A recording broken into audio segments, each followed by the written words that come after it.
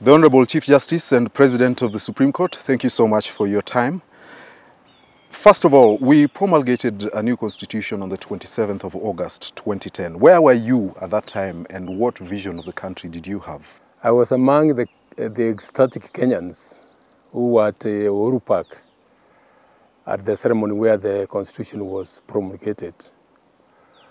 You've asked about what vision I saw in the constitution. I want to say that the Kenyan Constitution is one of the most progressive and transformative constitutions in the world. It has actually been built as a constitution that is now being modeled by the nascent democracies, especially on the African continent. So it's a constitution. When it was promulgated, for me, I saw like a new dawn in our country, because quite a number of things had gone wrong, and we thought we wanted a legal framework that would change that so that people can have things done in the right way. So I saw a new dawn, as it were, on that day. Okay. Yes. So 10 years later, and the implementation process, and of course the performance, how do you characterize that in terms of, achieving the ideals that we were striving for with this constitution? You need to look at the constitution and know that it has embraced the doctrine of separation of powers. It has demarcated the boundary lines for the arms of government and the independent institutions. So 10 years down the line, you want to ask yourself whether or not we have got our act together and the constitution has worked for us the way it should have worked. In my view, as I've said, the constitution of Kenya is one of the best constitutions in the world, if only we could implement it. Have we implemented it fully? Are you satisfied with the extent to which we have implemented it? No, we haven't. We haven't implemented the constitution. Any constitution is as good as its implementation. If a constitution has a Bill of Rights and has no mechanism of enforcing those the Bill of Rights, it is a hollow constitution. If a constitution lays values that are not followed, it is a hollow constitution. So for it to be a constitution that we can be happy with, we must be, as a people, be mindful of what the lawyers call constitutionalism. Constitutionalism is when a constitution is implemented in such a way that it achieves the aspirations and the values of the society. A constitution which does not achieve that and is far from achieving that is what some scholars, like the late Okoth Ogendo and Professor Nabuese, have characterized as a constitution without constitutionalism. So, I mean, we haven't implemented the constitution the way we should have done it. Who do you think the buck stops with? Because there are three arms of government: the judiciary, which you lead, the legislature, and the executive, who have different roles in the implementation and performance process. Who does the buck stop with when it comes to fully implementing this constitution? That is there also in the constitution. Parliament legislates. That's it, makes laws. The executive is the one charged with the responsibility of implementing. The judiciary, of course, has its also a role to play in the interpretation and the enforcement of the constitution. But the bulk of the work of implementation is that of the executive. It is the executive which has got to come up with policies that will implement the constitution. It is the executive that has got to come up with legislation that will implement the provisions of the constitution. There are some areas where lawyers say that the provisions are not self-executing. They require, they themselves on their own cannot be implemented fully. They require legislation that will enable that implementation. And the Constitution has laid that framework. So it is for the executive to come up with the policies and the legislation that will enable that implementation of the Constitution. And that responsibility is it. But the problem we have had in the past, we need to look at the history of our country. At independence, we had the Constitution, which had the separation of powers, and which gave us independence. But after that, the implementation was skewed. Based on now, I don't know whether to call it famous or what, the section of paper number 10 of 1960, I believe it was 65. We have had skewed implementation. Unfortunately, the political elite have cherry-picked and started implementing the Constitution in areas where, first and foremost, they would reap some benefits, and those ones which were not contentious and which didn't really create any problem. As a result of that skewed implementation, quite a number of Kenyans were terribly disenchanted with the Constitution. They lost confidence in the Constitution, and that is what brought about the clamour for the change of the Constitution. And when you talk about disputes and conflicts and them being brought to the courts to determine, I think there are a couple of occasions when the rule of law has really been tested in this country. Yes. And one of them was the 2017 election, when the court, the Supreme Court, led by you, issued a ruling that annulled the presidential election. How do you think we performed when it comes to the rule of law from that experience alone? Sometimes, you know, it's a little difficult to talk about your own judgment. But let me say this.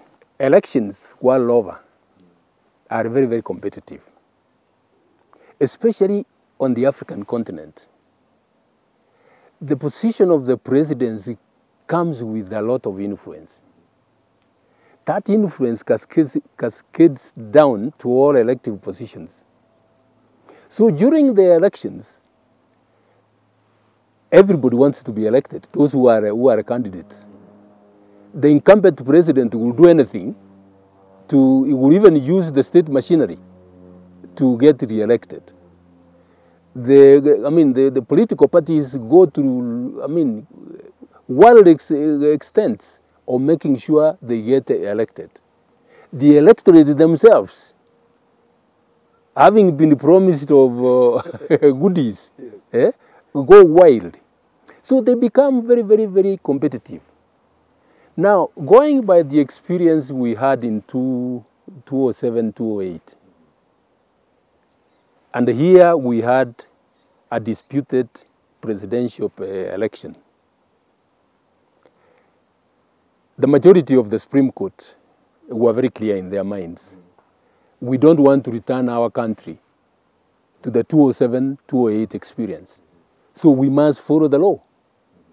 So we were firm on that, and when we found that the election had not been held properly in accordance with the Constitution, you know, there was that claim that, look, you have not even counted the votes. The president got the majority votes and says, we said, fine, he may have gotten that, but the means to the end is as important as the end itself. You look back at that, do you still stand by the 6 of you who made that decision and led by you? Do you still stand by the decision that you made to this day, 3 years later nearly? I stand by that the decision. You bring it even 10 years after now, I will still, on the evidence that was given before us, I will still come to the same conclusion. Okay. Yes. Yet based on that, a lot of things have happened. Just a couple of days after the president promised to revisit and to show you and the court for, quote-unquote, overturning the will of the people. What is your relationship, personal relationship with the president as a result of that? I have no problem with the president. I have no problem with the president. You remember even when that revisit remark was made, I invited the president and he was gracious. He came to the judiciary. We had a function, and he came to the judiciary. And in his address, he said, "Look, CJ, some of these remarks were made in the heat of the moment. Let's go on and work. You wear thick skin." Those were the president's words. I have no problem with the president. I have no problem with the president as a person. And even in the other issues that we appear not to be reading from the same page, I have no problem with the president as a person. I have a problem with the exercise of the powers that are there. So many things have happened since then. We've had points of conflict between the executive and the judiciary. Do you think some revisiting is being done? I can't say yes or no to that, in that. But when you see a trend, it tells you, it speaks on its own. A few things we have experienced leave me wondering whether or not this threat is being followed. We have the issue of the funds for the judiciary, for example. It has persisted even before I became CJ. Not many people understand that financial autonomy to the judiciary is a critical aspect of judicial independence. Yes, and the judiciary fund. The judiciary fund. Mm-hmm. And because of the challenges that the country went through, the judiciary went through even in the past, before even the 2010 Constitution, the makers of the Constitution put that in Article 173, that the judiciary has got to have its own fund account. So that immediately after the budget is passed, the judiciary fund, the judiciary budget is supposed to be deposited in the judiciary account to enable it to operate smoothly without any challenges. That has not happened. We have a few challenges, but we are working on that.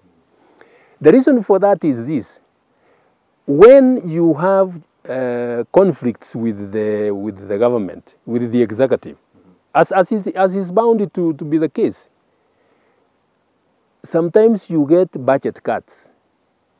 You have heard of this case, people saying, look, budget cuts are across the board. You've got to look at the percentage of the judiciary budget and look at the budget, how it is cut across the board. It hits the judiciary sometimes to a point that it grinds its operations to a halt. For a certain financial year, it was nearly half. Yes, it was nearly half. First of all, the judiciary does not get even 1% of the national budget. Something extremely unfortunate. And we have said over and over again that for the judiciary to operate properly as it is required to operate, we should get at least 2.5% of the national budget. You know, the 2.5% of the national budget, what it will work? Now the national budget is about 3 trillion. 2.5% will not even get to 40 billion shillings. And we are talking about an arm of government. And sometimes some people misunderstand me and think that the judiciary is asking for too much. We are not asking. That budget is not equivalent to the budget of education, Ministry of Education. And we understand the outlay which goes into the Ministry of Education. It is not equivalent to the budget of the Ministry of Health. And we understand that. But when you give an arm of government less than 1% of the national budget, and then when the budget, the cuts come, they are cut even by half. What are you talking about? On the issue of the appointment of 41 judges, the JSC has made its recommendation to the president. who is the appointing authority, and the president has declined based on certain reasons which he has quoted, integrity of some of the appointees. And you've come out to defend the position of the JSC and the judiciary by extension by saying the president, by law, deserves to actually appoint and swear in these judges. He hasn't done that. How does that make you feel? Of course, I'm disappointed. And it makes me wonder how, how the president can ignore such an important issue. Of course, there are those claims that the judges, some of them have integrity issues. Those integrity issues have never been revealed to me, even in confidence. Even in confidence. Eh? And we have said, look, swear them. The law requires the president to swear the judges. Thereafter, immediately they are in the office, get petitions to the JSC to remove them. And I have given the assurance that in relation to these particular ones, if they are sworn in and there are petitions, JSC will give priority to those petitions and deal with those cases. Remember, some of the judges, those ones they say have many issues, are actually serving judges. The question I ask myself is, a judge who has integrity, is he better off serving in a high court than serving in the Court of Appeal? In fact, if anything, he will do more harm in the High Court, where he sits alone, than in the Court of Appeal, where he will sit with the other judges who will tell him, look, no, that we can't go by your views. So that is an issue that is there, and I think, in my view, the president has not been well advised on this.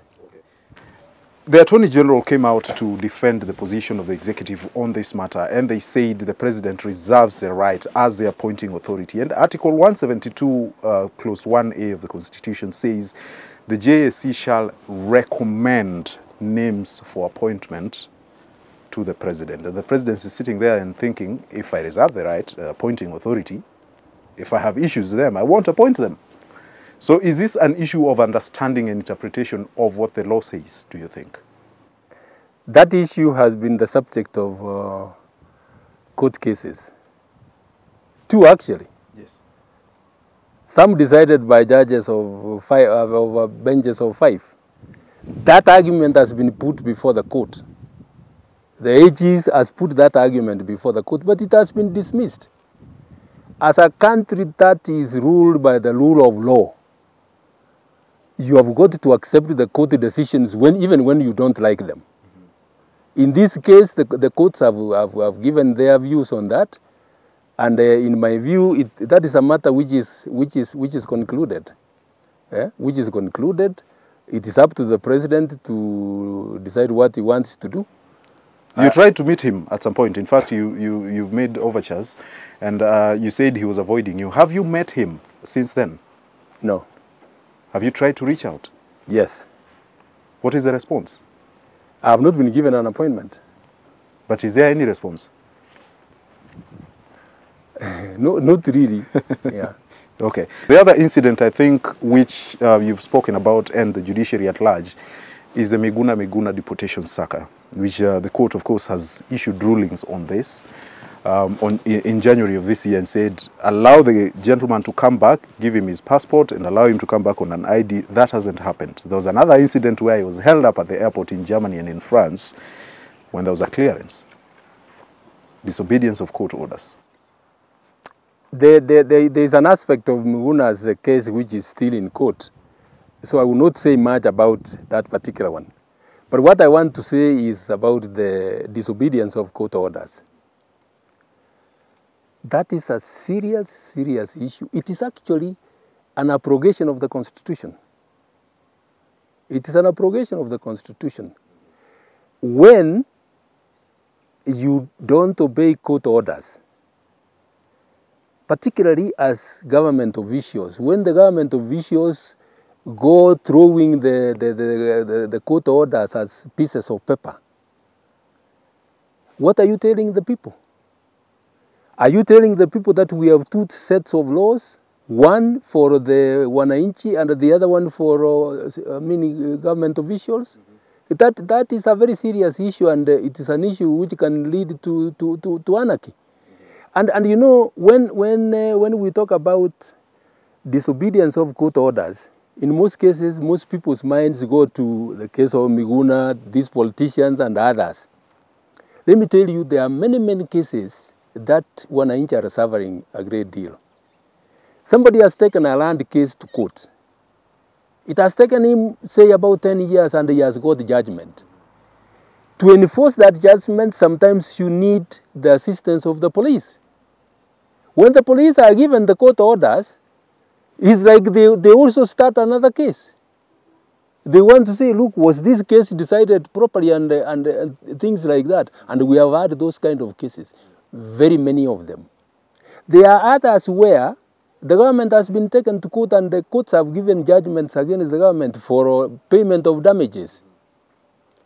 Some of them are damages of injury. People who have been maimed and the government doesn't pay. You try to get orders against the PSS, those orders are ignored. And those people are there. Some of them have died without reaping the benefits of their judgments. For me, that's a very serious issue. As a government, what moral authority do you have to ask the people to obey the law that you are not obeying yourself? That's a very serious issue, and it's an issue which can lead to anarchy. We are taking a quick break. We'll be right back. Stay with us.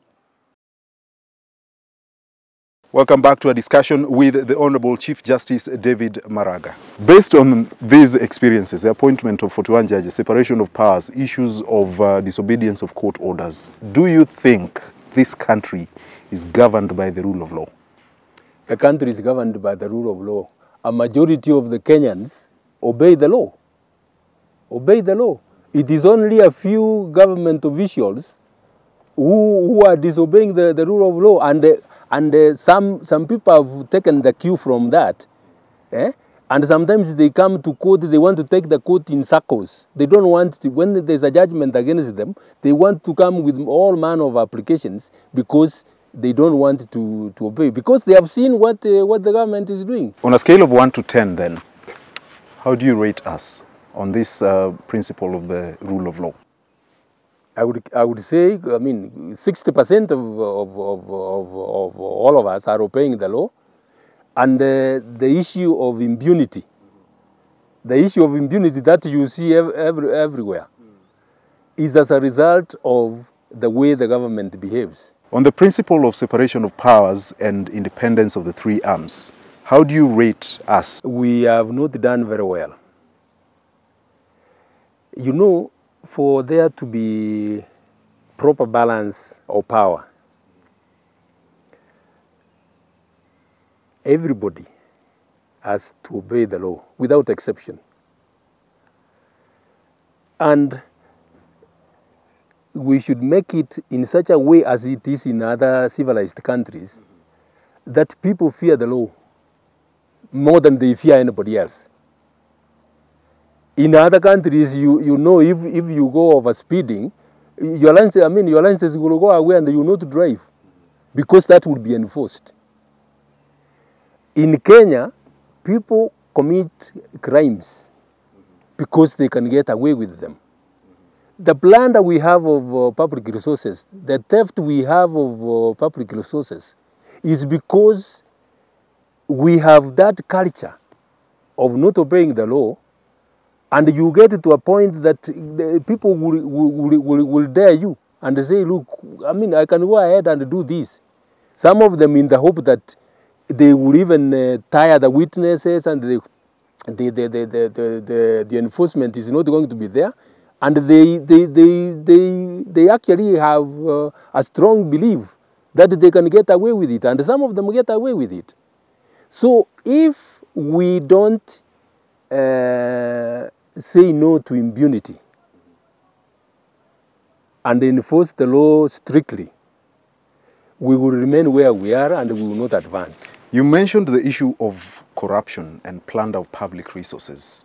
And the new constitution, the 2010 constitution, came up with laws and institutions that were responsible for the fight against graft. Yet, several years later, the judiciary again is being blamed for the sluggish pace with which we are prosecuting some of these cases. How do you respond to that? That's a very good question. I don't want to say that the judiciary is perfect. We have our own challenges. Some of our judicial officers, very few of them, have not lived up to their oath of office. And unfortunately, they have been, you see the way they are handling some cases and you wonder. But the majority of the judges and magistrates have done a splendid job. The judiciary, as in the past, some people have said that the judiciary is the weak link. Weak link in the justice chain. The judiciary doesn't go getting cases from out there to come and hear them. The cases are brought by the police and then they are prosecuted by the DPP. The judiciary will go by the evidence. That's what the rule of law is all about. If you bring a strong case, there will be a conviction. If you don't bring a strong case and the evidence is tampered with at the stage of investigation, the courts will throw away those cases. And then the people see the judiciary at the end. They don't understand. And I wanted to tell the Kenyans that some of these judgments, some of people, you are an enlightened person. Read some of those judgments where we have dismissed those cases, and you will see that there was no evidence placed before us. So corruption can only be won if there are proper investigations carried out and the cases are presented properly. The courts are ready and they are working to give the Kenyans results in that. So in your view as the judiciary, you're saying that the judiciary is being blamed for this wrongfully when the other agencies that are playing their part in terms of collecting the evidence and bringing the cases to court are not doing a better job when it comes to that, and yet the judiciary is being blamed for that. Is that what you're saying? Yes, yes. In some instances, yes. Actually, in most instances, yes. Yeah. But what do you say about cases where you talked about the sluggish way of doing cases. Exactly. That brings me to the number of magistrates and judges we have. We have very, very many cases coming to court. We have an average of 400,000 cases being filed in our courts every year. The number of judges and magistrates we have, best as we try, we can only dispose of about 300,000. So that tells you that the cases, the backlog, will continue piling up. In Kenya now, with the population of about 48 million, we have one judge serving over 300,000 people and one magistrate serving over 77,000 people. Against the global average. And that average is there even in quite a number of African countries like Nigeria, like South Africa. The ratio is reasonable.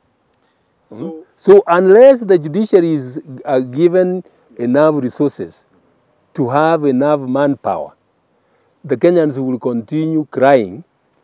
Some of them say, look, Maraga has not done this. Okay, I'm going out in a few months. We will see. Unless there is change, that problem will persist and persist. So from my understanding, you're saying the sluggish nature in which the adjudication and prosecution of these cases is being done is because of capacity limitations on the part of the judiciary.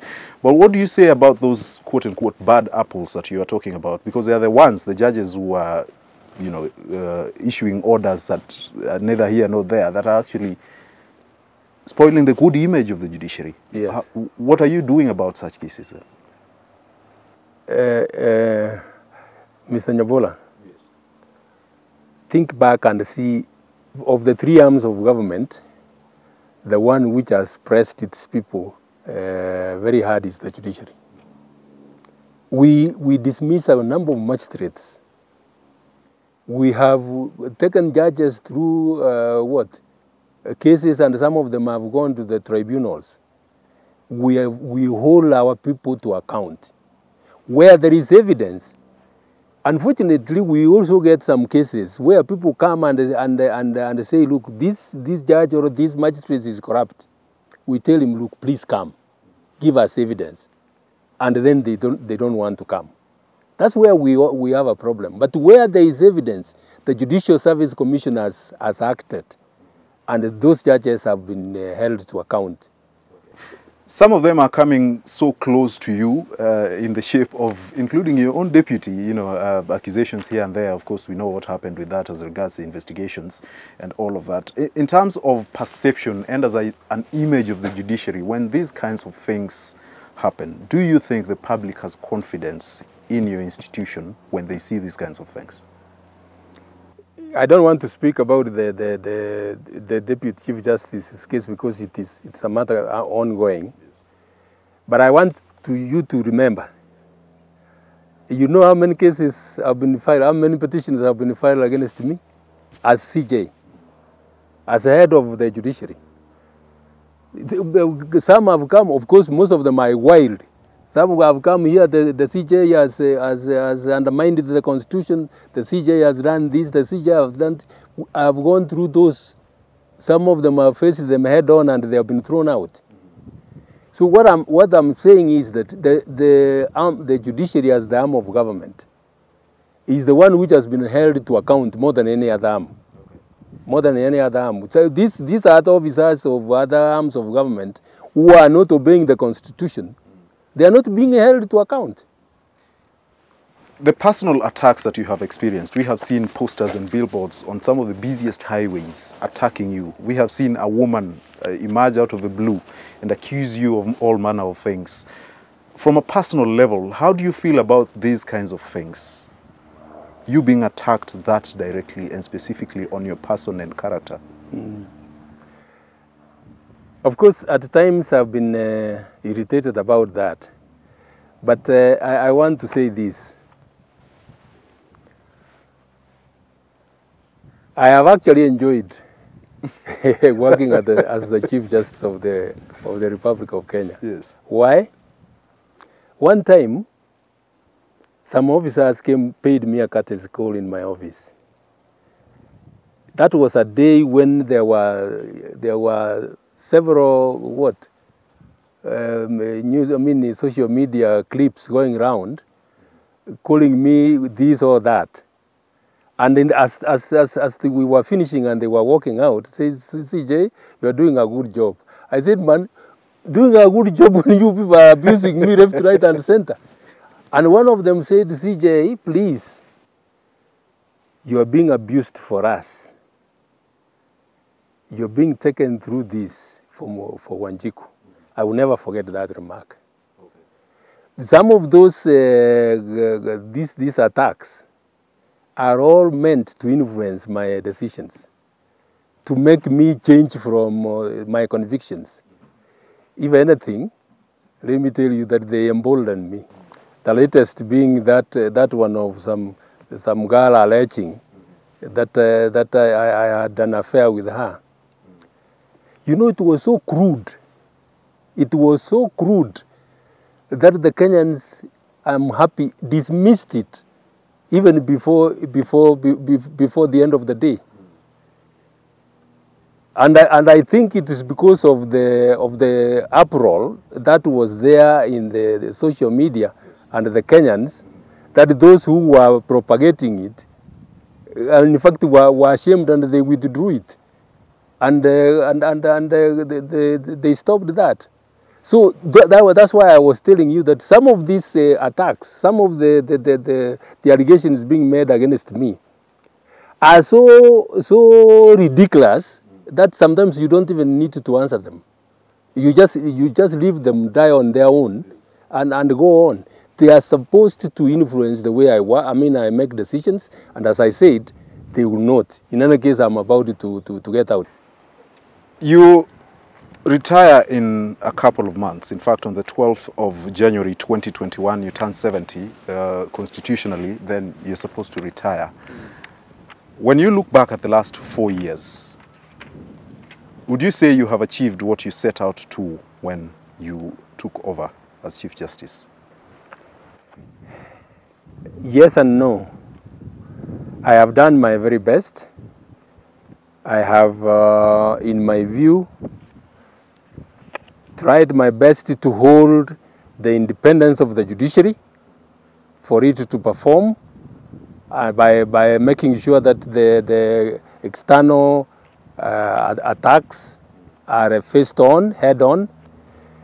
And we have done quite a number of programs that have achieved. One of them, which we are doing right now, is the ICT, harnessing ICT. We have gone digital, and in a few days we have a few challenges. Teething problems here and there, but in a few days you will be able to file cases from the comfort of your home and move on with the cases. Would you say that you've left the judiciary a much better institution than you found it? Yes. I would say, as far as I'm concerned, we have wonderful, wonderful judges and magistrates, people of integrity. As I said, a majority of them, over 90%, are people of integrity doing cases. You have seen the kind of orders we are issuing. Judges have been brave, and they have been, some of them, and those are some of the cases which have brought conflict to us. You get government projects designed in such a way that they are meant to benefit some particular people. Then those challenges come to court because of the procurement processes followed. When we give orders, there is an uproar that we are stagnating government projects. We are not. The judiciary is not interested. The judiciary actually should assist the government to move on without compromising its independence. And we have given judgments which are quite bold. If all that requires to be done is the judiciary to be facilitated fully, and it will do a good job. Who is David Maraga beyond the public face that we see in the work that you do? Who is David Maraga as a person? David Maraga is a Kenyan, like any other Kenyan. I enjoy my privacy, which I've not had since for the last 4 years. Yes. And I live a life where I enjoy. I go to church, worship with other people. Do you preach? Yes, occasionally I do. When I've been called upon to speak, I have spoken. How do they view you in church? You're the Chief Justice. When you stand there, do they separate between this is the Chief Justice and this is perhaps a member of the congregation? That I will not be able to answer because it is other people. It is other people's view. But I enjoy the respect they have given me. I enjoy the cordial relationship I have had with the people, and I'm a very happy person. What do you do in your free time as a hobby? In my free time, I enjoy reading. I even watch football. Okay, your favorite team? My favorite team is Arsenal. You must have double trouble as CJ having problems and also as Arsenal also failing you. Yeah, well, but it has been there. And I took a liking for it. Maybe because there's one time my daughter was living very close to Arsenal Stadium in London. And I toured that place and I saw, I got attracted to the place. But everybody has his own team. It may not be doing very well, but you have your own team. How do you separate work from your family life? Do you find yourself being a judge as well and a Chief Justice in your own home? Much as my family recognizes the position I hold, they tell me that, look, you are a judge and the CJ outside the gate. come here. I mean, my wife sees me as a husband. My children see me as their father. As I said, they recognize the position. I mean, I don't come imposing orders on my family. All right. Any closing remarks? Anything you'd like to say to Kenyans as you exit the judiciary and the public arena? What I want to leave to the Kenyans is that let us say no to impunity. It doesn't matter from where it is coming. Let us say no to impunity. Let us hold everybody to account. There are some people, some politicians and some political elites who are living in the past. It's like we are still in the era of what do they call the presidency? The imperial presidency. Yes. Eh? Where you give an order and it is followed. The enlightenment the Kenyans have achieved, you're not going to get away with some of these things. The Kenyans are too enlightened. You do something, you will get the Umtatas and others come to court and question your act. In other countries, government officials freed over orders of contempt of court. In Kenya, it is the other way around. The Otadu attitude that we have must end. And those who think that they can still go on, you are just living in the past.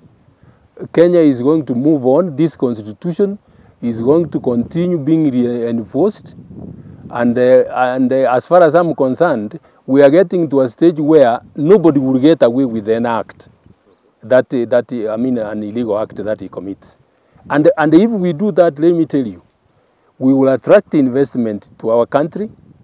We will, everybody will enjoy their rights, and we will prosper. Based on that, the first words of the Constitution, the preamble, says, "We the people." What do you think is the significance of those words on the ideals that we are striving for? The power of the power in Kenya belongs to the people. Those who exercise it, like the CJ, are delegates. And a delegate, you have got to bear in mind the interests of the principle. So it is the people, the power belongs to the people. And that's why I'm saying, if we all enforce the law the way it is required, we will have everybody accounting for his acts. And we will enjoy. Yes. Thank you so much, the Honorable Chief Justice and President of the Supreme Court. Thank you so much for your time. Thank you.